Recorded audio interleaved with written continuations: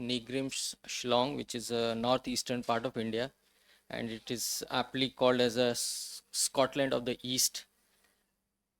So basically, today we'll be discussing about SGLT2 inhibitors as a first-line therapy for heart failure. And we all know that heart failure entails a very poor prognosis if not adequately treated.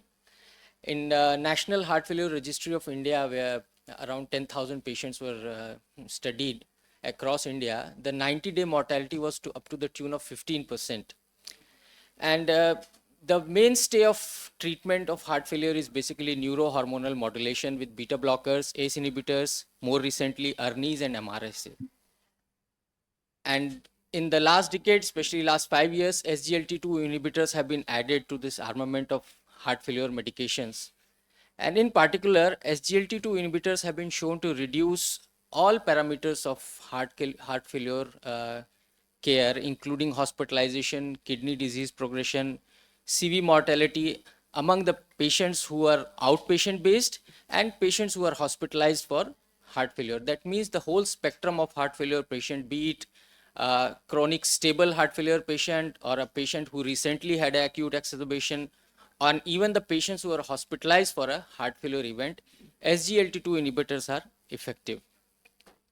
And in fact, you'll be surprised that of late, there has been a study conducted in US, and they found that out 2 million eligible patients, which was almost 2/3 of the heart failure patient, if SGLT2 inhibitors were added, they could prevent or postpone almost 35,000 deaths per year. So that's a significant number. But as we all know, despite the proven benefit of all these standard heart failure therapy, patients do not get it to their maximum potential. And improving this real world use of proven medications remains a critically important and quality improvement initiative. And if we can initiate and rapid uptitrate this evidence-based therapy before discharge and during follow-up, it is shown to improve the outcomes.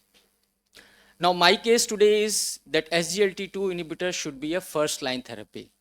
The reason behind putting this forward is that the optimal therapy, which is the three pillars, the MRA, ARNI, and beta blocker, many of the patients, they cannot be started either during their hospitalization or post-hospitalization because of various factors like hemodynamic intolerance, including hypotension, bradycardia, renal dysfunction, hyperkalemia, cost of the therapy, limited access to the patient, and clinical inertia.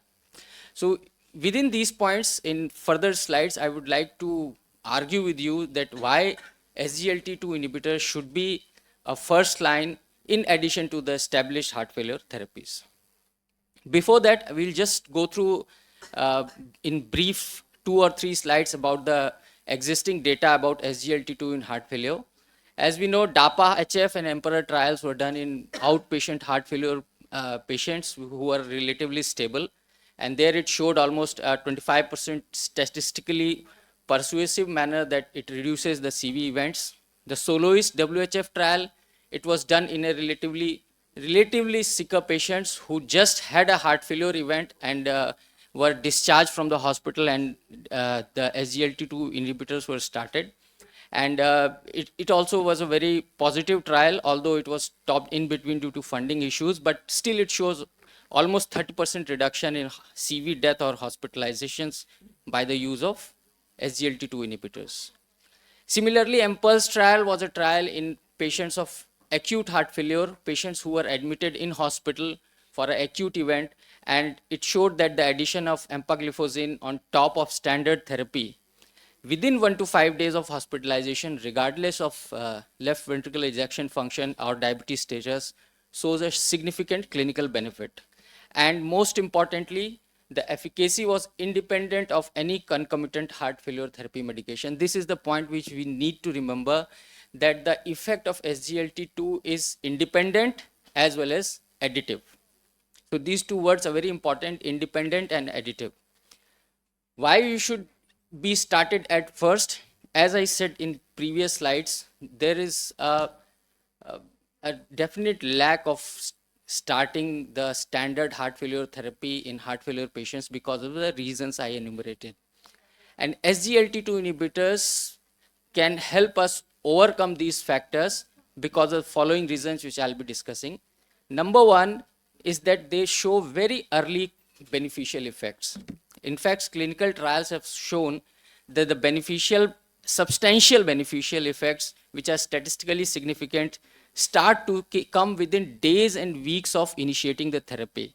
In DAPA-HF trial, they demonstrated that within 28 days, the Kaplan-Meier curve started differentiating between the two groups. Similar was the data for empagliflozin and stapagliflozin. And you can see here that within 12 days to 28 days, the full effect of SGLT2 inhibitors, which has statistical significance, comes out. So this is in contrast to the other neurohormonal agents, which might take weeks to months to achieve target dose.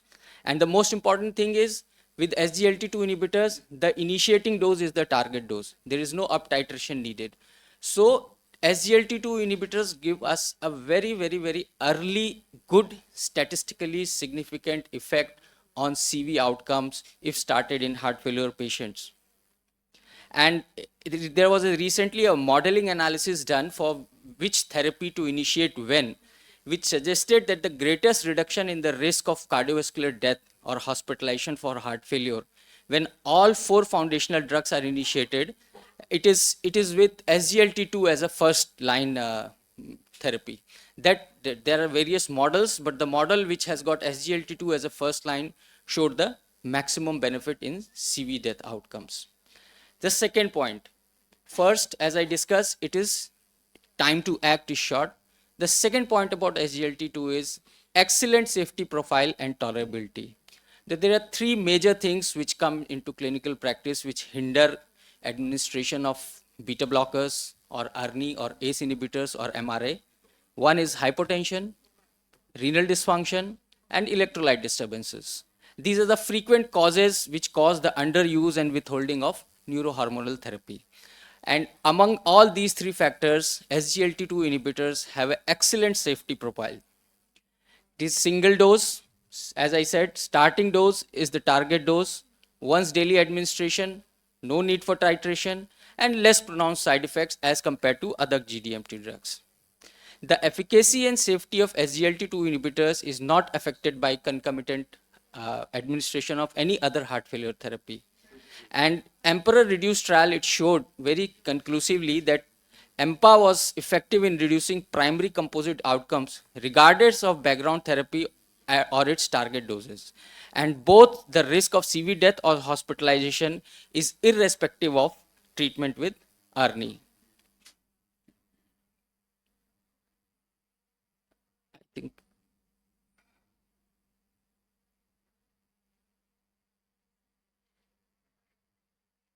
Yeah. So now I come to the second important point, the effect of SGLT2 in blood pressure. So SGLT2 inhibitors, they don't have any hypotensive effect. In fact, the mean systolic blood pressure reduction with dapagliflozin was only 1 millimeter of mercury, and the benefit was consistent in the DAPA-HF trial across all ranges of systolic blood pressure. So they can be initiated in sicker patients as compared to patients, where ARNI or beta blockers cannot be started. And they have no effect on rate of hypotension or symptomatic hypotension in any SBP group in that DAPA trial. And the beneficial effects of kidney function and outcomes were independent of systolic blood pressure and baseline. So this is very important to understand that even patients whose systolic blood pressures were low, the beneficial effects and renal protective effects of SGLT2 inhibitors were still sustained, which is in contrast to ARNI, where hypotension increases the chance of renal dysfunction and subsequent CV mortality. And therefore, they are not likely to influence the ability of patient to tolerate ARNI. So this is another dimension, that once you have given SGLT2 and patient is in lower blood pressure category, you can still initiate ARNI, and there will be no additive effect of hypotension of SGLT2 on it. The fourth important point, the ability to use in CKD patients.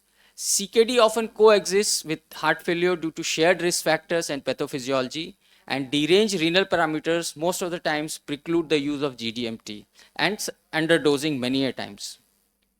Although SGLT2 inhibitors, they usually cause an initial decline in the GFR, but it is actually beneficial effect of SGLT2 on the intraglomerular pressure, and it is reversible. Normally, there is a decline in GFR by 10 to 15%, which recovers over a time, and this has been seen in almost all the trials, like DAPA-CKD, EMPA-Kidney, and SCORE trials. So there is no need to worry about renal function in heart failure patients once you start SGLT2 inhibitors. Another important clinical point, whenever we give heart failure therapy along with diuretics, there's always risk of a pre-renal AKI, especially if you are giving drugs like ARNI, which causes low blood pressure. But with SGLT2, this is not a problem because they do not cause hypotension and their renoprotective effect is independent of systolic blood pressure of the patient. So diuretics can be given along with the SGLT2, but in fact, SGLT2 causes a little bit of glycosuria and free water clearance, and it is basically, it actually helps to, when you start beta blocker, it leads to a little bit of water retention in the initial phases. So if you give SGLT2 along with it, that initial period of glycosuria and clear water diuresis helps to negate the fluid retention of beta blockers as well. So in fact, it is helpful if you start these two therapies together or one after other in the initial phases of heart failure. And this, as I said, that since it is little bit causes glycosuria and fluid loss, the patients may require a little bit less dose of diuretics as compared to those who are not on SGLT2, and the relationship with beta blocker I already discussed here. ACE inhibitors, ARNI or MRA are among the pillars of heart failure with reduced ejection fraction therapy, especially in the setting of CKD because of hyperkalemia. So this is the fifth important point. Hyperkalemia is again one thing which causes a lot of clinical inertia to give these drugs. And SGLT2 inhibitors have been shown to reduce the risk of hyperkalemia in patients who are treated being MRAs. MRAs, as you know, they cause sodium retention and hyperkalemia, aldactone, spironolactone, etc. So if you give SGLT2 along with these, it has been shown to reduce the risk of hyperkalemia, and it can be more efficiently, patient can be given the pillar therapies upon addition of SGLT2 as a first line. So more or less in conclusion, I would like to say that why SGLT2 inhibitors should be given as a first line therapy. Number one, it's excellent safety profile. Second, starting dose is the target dose, no need to titrate. It's rapid onset. There's a minimal or no effect on blood pressure, reduced risk of hyperkalemia, favorable effect on renal outcomes, less frequent monitoring on lab parameters, and the effect of SGLT2 is, as I said, independent as well as additive. So in many patients of heart failure where we cannot start all the other drugs altogether, at least we start SGLT2, and in a rapid sequence we introduce the other neurohormonal modifying drugs. Clinical inertia, this is my message, it should not defer initiation of evidence-based treatment.